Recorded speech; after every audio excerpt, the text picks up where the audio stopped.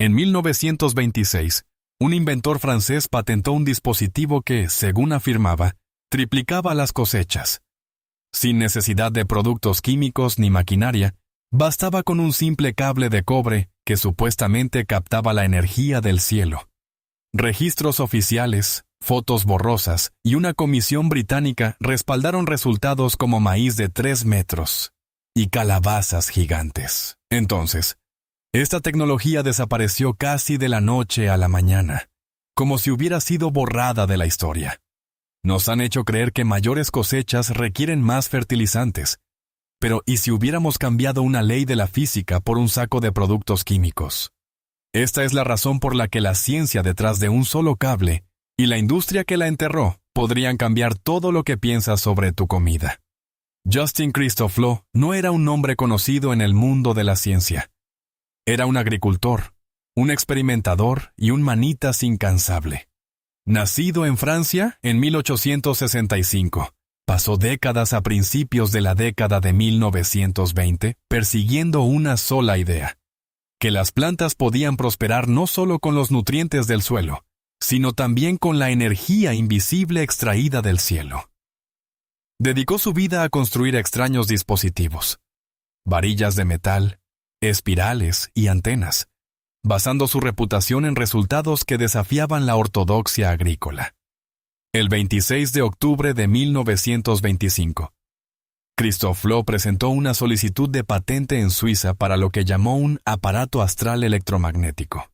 El documento, marcado como CH11 8648A, y aprobado en mayo del año siguiente, describía un sistema de placas de acero de cobre y magnéticas diseñado para capturar la electricidad atmosférica y dirigirla a la Tierra. No era una teoría de trastienda. La patente aún permanece en el registro, un artefacto legal que detalla cada cable, cada placa, cada conexión. El impulso de Christophe Lot provenía de los propios campos. Afirmó que gracias a su dispositivo, la avena crecía hasta 1,5 metros de altura, y los árboles viejos y moribundos revivían. Publicó sus hallazgos en libros y revistas agrícolas, invitando a cualquiera que deseara visitar sus jardines experimentales a verificarlo. La prensa en Francia escribió sobre su trabajo, a veces con escepticismo, pero a menudo con asombro ante las fotografías y los diagramas que proporcionó. Para Christophe Lot, la evidencia siempre debía ser pública, medida en rendimientos, no en secreto. Mucho antes de la llegada de los fertilizantes químicos, creía que la naturaleza ya proporcionaba todo lo que una planta necesitaba, si tan solo supiéramos escucharla. Su patente sigue siendo un testigo silencioso de un capítulo olvidado en la ciencia del cultivo de alimentos. Las fotos de mediados de la década de 1920 muestran verduras que parecen pertenecer a otro mundo, calabazas más anchas que barriles, repollos casi tan altos como un hombre. Estas imágenes, publicadas en los libros y folletos de Justin, alimentaron los rumores de un avance que desafiaba todos los principios de la edafología. Estas fotos aparecieron en revistas de jardinería francesas y periódicos locales, a menudo combinadas con afirmaciones de cosechas 2 veces más grandes de lo normal, a veces incluso más. Sin embargo, fuera del círculo de Christophe Lot, pocos podían decir de dónde provenían estas fotos o quién las había verificado. El Comité Británico de Electrocultivo, establecido en 1918 en el Ministerio de Agricultura, llamó la atención sobre esto. A principios de la década de 1920, el comité recopiló informes, revisó fotos de cultivos y envió observadores a lugares de toda Europa. Su tarea era simple: separar los hechos de la fantasía. Durante casi 2 décadas, hasta 1936, el comité recopiló fotografías de campos, registros de cosechas y testimonios de inventores como Christophe Lot. Sus informes provisionales, marcados como no para publicación, catalogaron todo. Desde tallos gigantes de cebada hasta extraños dispositivos que brotaban en jardines franceses. A pesar de las sorprendentes visualizaciones, Los archivos del comité revelan un patrón de preguntas sin respuesta. Nunca aparecieron negativos originales ni verificaciones de terceros para las imágenes más dramáticas. Las fotografías, aunque convincentes, siempre parecían equilibrarse entre la evidencia y la leyenda. Con cada foto de cosechas récord, quedaba una duda. ¿Podría un simple cable, una varilla realmente explicar estas cosechas? El registro visual requería una explicación. La búsqueda de evidencia científica apenas comenzaba. Cada pedazo de terreno abierto, desde un parque urbano hasta un campo rural, se encuentra bajo un río invisible de electricidad. El aire sobre nosotros mantiene una carga constante, positiva en el cielo y negativa en el suelo debajo. Los físicos lo llaman gradiente de potencial atmosférico. En un día despejado, la diferencia entre el cielo y la tierra es de unos 100 voltios por cada metro de altura. No es un rayo, no es una descarga que se pueda sentir, sino una tensión silenciosa que siempre fluye como una suave marea. Las plantas se encuentran justo en el medio de este campo. Sus hojas y tallos, cubiertos de pelos y cera microscópicos, actúan como conductores naturales. Cada brizna de hierba, cada judía, recoge silenciosamente la carga eléctrica del aire. Las raíces enterradas en el suelo se conectan al polo negativo de esta gigantesca batería natural. La planta misma se convierte en una antena viva, que une la brecha entre el cielo y el suelo. No es solo una imagen poética. El flujo de electricidad es medible. En algunos experimentos, una varilla de cobre clavada en el suelo registrará una corriente débil. Prueba de que el aire y la tierra intercambian carga incluso en un día tranquilo. El gradiente de voltaje puede cambiar con el clima, pero el patrón básico se mantiene. Cielo positivo, tierra negativa, una diferencia que nunca duerme. Durante la mayor parte de la historia, este campo de fondo ha pasado desapercibido. Pero a principios del siglo XX, experimentadores como Christoph Loh se preguntaban si las plantas necesitaban algo más que agua y nutrientes. Se preguntaban si esta corriente silenciosa podría aprovecharse, dominarse o amplificarse. La idea era simple. Si cada planta ya es una antena, ¿qué pasaría si le das una mejor? Un alambre de cobre, por ejemplo, es mucho más conductor que un tallo u hoja. Plantado en el suelo, puede recoger la carga atmosférica de manera más efectiva, dirigiéndola directamente a la zona de la raíz. El campo eléctrico natural de la Tierra es sutil, pero siempre está presente. Comprender esta energía invisible es el primer paso para comprender cómo un simple cable puede cambiar todo en un jardín. Dentro de cada planta se desarrolla una conversación silenciosa, en el lenguaje de la electricidad. Las raíces, los tallos y las hojas no solo transportan agua y nutrientes, transmiten pequeñas señales eléctricas, conocidas como potenciales de acción y potenciales variables, que se propagan a través de las células a la velocidad de la vida. Estas señales no son aleatorias, actúan como mensajeros, provocando cambios en el crecimiento, la fotosíntesis e incluso en cómo responde la planta al estrés o a las lesiones. Por ejemplo, cuando una hoja de tomate se lesiona, una onda eléctrica viaja por el tallo, alertando a las células distantes para que preparen sus mecanismos de defensa. Es la fisiología de las plantas en su forma más básica, un circuito vivo sintonizado con su entorno. Los científicos han medido estas señales utilizando electrodos delgados, registrando el parpadeo del voltaje que pasa de célula a célula. Incluso un campo débil, de solo unos pocos microvoltios por metro, puede desencadenar una reacción en cadena.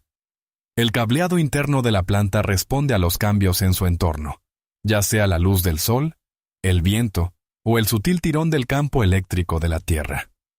Algunos estudios muestran que, bajo la influencia de un gradiente eléctrico externo, las plantas aumentan la producción de antioxidantes y activan genes relacionados con la resistencia y el crecimiento. El efecto no se limita a lesiones o al clima. Puede ser provocado por las herramientas más simples, un alambre, una varilla o incluso una bobina cuidadosamente formada. La espiral, una forma que se encuentra en todas partes en la naturaleza, desde conchas de caracoles hasta cabezas de girasoles, se ha convertido en un símbolo clave en la electrocultura temprana. Inventores como Christophe Loewy y sus contemporáneos creían que una espiral de cobre plantada en el suelo podía capturar y enfocar las corrientes telúricas de la Tierra. La geometría no era solo para decoración. Las espirales actúan como antenas, recolectando energía de un área amplia y dirigiéndola a un solo punto. Los primeros diseños de bobinas, inspirados tanto en las tradiciones antiguas como en la nueva física, tenían como objetivo amplificar las señales naturales de la planta, en lugar de reemplazarlas. La idea era simple: usar la geometría para sintonizarse con las frecuencias ya presentes en el campo, permitiendo que la biología y la física trabajen juntas. Esta intersección de forma, señal y suelo es donde la electrocultura se separa de la agricultura química. En lugar de alimentar a la fuerza las plantas con nutrientes sintéticos, el objetivo se convirtió en desbloquear las vías eléctricas que la evolución construyó en cada célula viva. El alambre de cobre, formado y orientado con cuidado, era más que un conductor. Era la clave que prometía abrir nuevas puertas en la ciencia del cultivo de alimentos. A principios de la década de 1920, el negocio del cultivo de alimentos cambiaría para siempre. Las fábricas en Alemania y Estados Unidos comenzaron a producir amoníaco sintético en masa a una escala nunca antes vista en el mundo. El proceso de Haber-Bosch, que alguna vez fue secreto durante la guerra, ahora llenaba vagones de tren y buques de carga con sacos de fertilizantes químicos. La producción se disparó de poco más de 1 millón de toneladas por año a casi 20 millones de toneladas por año para 1960, reduciendo el precio del amoníaco de $100 por tonelada a menos de $30 por tonelada. Pero la verdadera innovación no estaba en la química, sino en el modelo de negocio.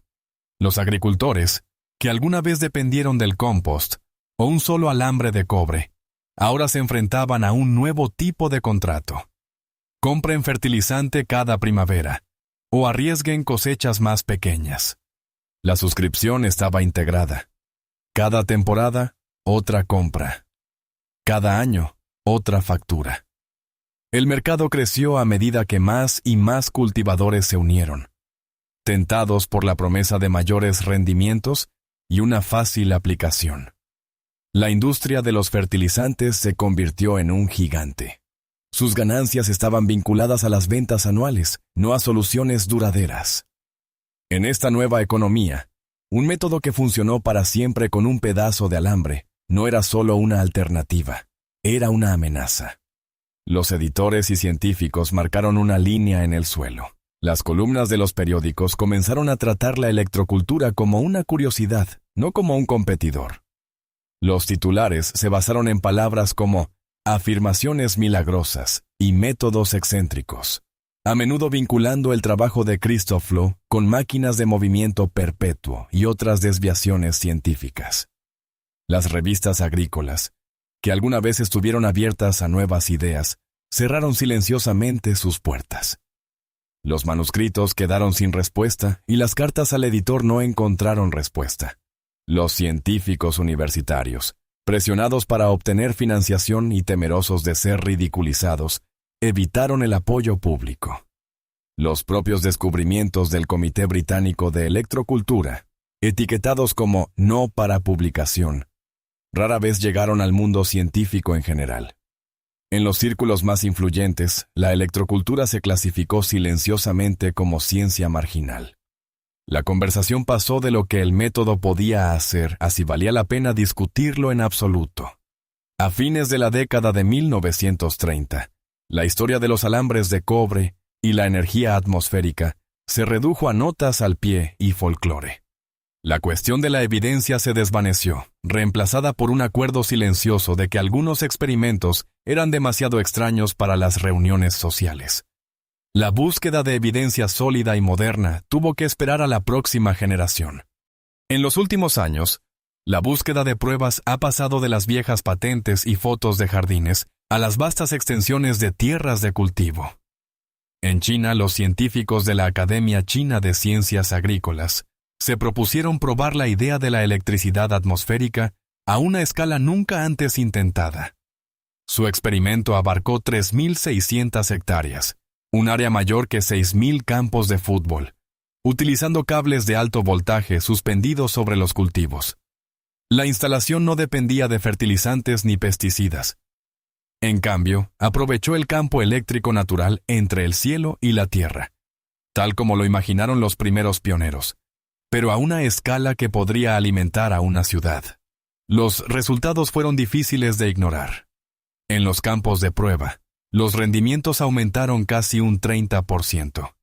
Eso significó más trigo, más arroz, más verduras sin añadir ni una sola gota de fertilizante sintético. El resultado más sorprendente no fueron solo los mayores rendimientos. El uso de pesticidas se redujo drásticamente, en algunos casos hasta en un 70 a 100%.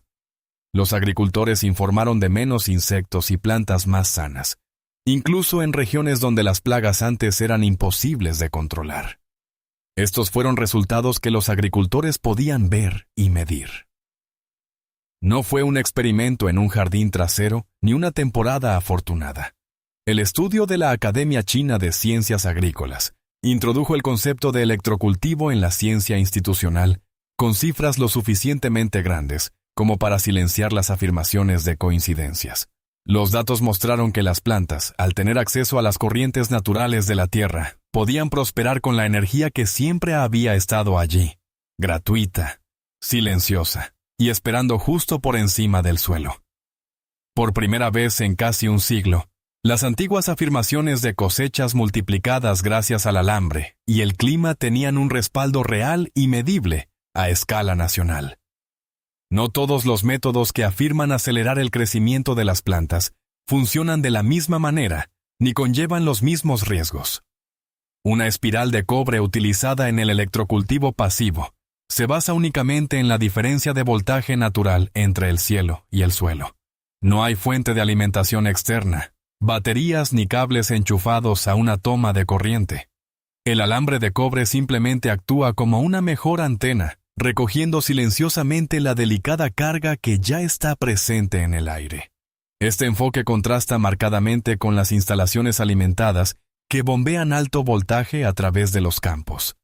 Estos sistemas utilizan transformadores o generadores para transmitir fuertes corrientes eléctricas a través de cables suspendidos, a veces de miles de voltios. Si bien tales instalaciones han mostrado resultados medibles en estudios controlados, conllevan riesgos serios y peligrosos.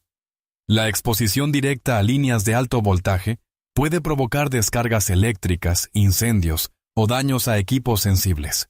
Incluso un pequeño error en el cableado puede convertir un experimento de jardinería en una situación peligrosa. Las espirales de cobre pasivas, por otro lado, son tan simples como una veleta. No representan un peligro eléctrico para personas o mascotas y no interfieren con los componentes electrónicos cercanos. La única energía que utilizan es la que la tierra y el cielo proporcionan de forma natural. Esta distinción importa. Confundir los dos métodos puede provocar accidentes o decepción si alguien espera resultados dramáticos de una bobina casera conectada a la batería de un coche. La seguridad y la sencillez del electrocultivo pasivo son parte de su atractivo. Es un método que cualquiera puede probar, sin necesidad de enchufar nada y sin preocupaciones. Sin embargo, es importante saber dónde está el límite y mantener los experimentos en el lado seguro de esa línea. Una simple espiral de cobre plantada en el suelo puede convertir cualquier patio trasero en un experimento vivo. El método no es complicado, pero la precisión importa. Comienza con un trozo de alambre de cobre sin aislar de calibre 14, aproximadamente del grosor de un clip estándar resistente. Enróllalo en una espiral suelta, buscando un diámetro de entre 5 y 20 centímetros. Algunos agricultores utilizan una clavija de madera de 12 a 16 milímetros de ancho como forma para mantener la forma de la bobina uniforme. La espiral terminada debe tener al menos 3 vueltas, espaciadas de manera que el aire y la luz lleguen a través de los huecos. Una vez formada, Clava la clavija en el suelo de manera que la espiral quede entre 10 y 15 centímetros de profundidad, con el extremo superior sobresaliendo ligeramente por encima de la superficie. Un detalle clave es que la punta de la espiral debe apuntar hacia el norte magnético. Una brújula barata servirá. No te saltes este paso. Las corrientes telúricas de la Tierra fluyen de norte a sur, y la orientación puede marcar la diferencia entre un impulso saludable y la ausencia de cualquier efecto. Coloca la bobina de 10 a 20 centímetros de la base de la planta. Los tomates, las judías y las calabazas responden bien, pero algunos jardineros informan de los resultados más espectaculares con las verduras de hoja verde. Para realizar un seguimiento de los cambios, anota la altura, el tamaño de las hojas y la actividad de las plagas cada 2 semanas. Haz fotos y pesa tus cosechas al final de la temporada. Un cultivador de Ohio informó de un aumento del 40% en el rendimiento de la lechuga con menos pulgones y sin mildiu polvoriento. Dejó todo lo demás sin cambios, la misma tierra y la misma agua, utilizando solo una espiral de cobre por fila. Los resultados pueden variar, pero el método es seguro, silencioso y no requiere ninguna electricidad más allá de la proporcionada por la naturaleza.